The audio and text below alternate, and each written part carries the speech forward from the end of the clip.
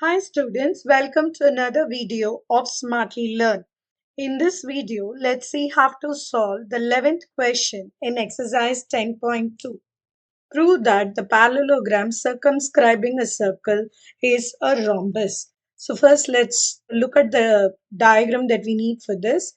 I'm going to draw a parallelogram which is actually circumscribing a circle.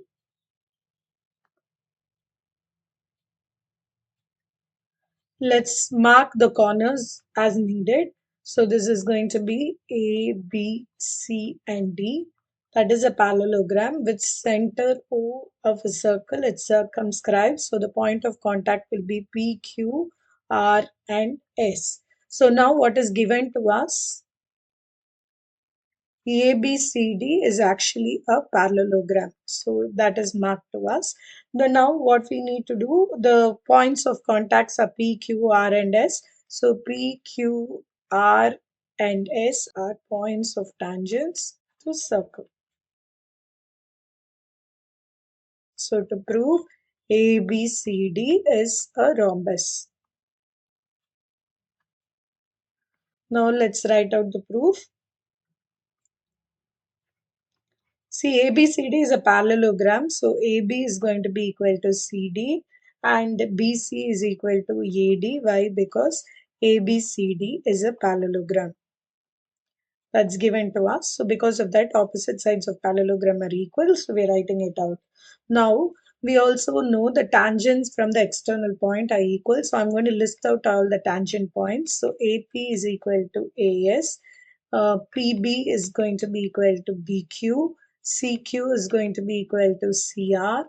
And DR is going to be equal to DS.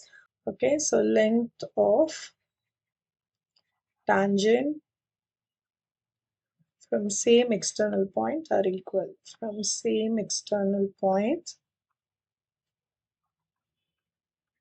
are equal. So each of these are external points A, B, C, and D. So we had got pairs of tangent points that are equal. Now I'm going to add all of this to the side. So let's do that. So we are going to add the previous expression that we listed. So AP plus BP plus CR plus DR, meaning I'm adding AB plus BC. Right, so I started with AB plus BC. I'm reducing AB as AP plus BB, BC as CR plus DR. So in this case, AP is actually equal to AS. We just listed it. So AS plus BQ plus CQ plus DS. So in this case, AP plus PB, this I'm marking as AB plus CD is equal to this. If you reorganize as AS and DS, you're going to get this as AD.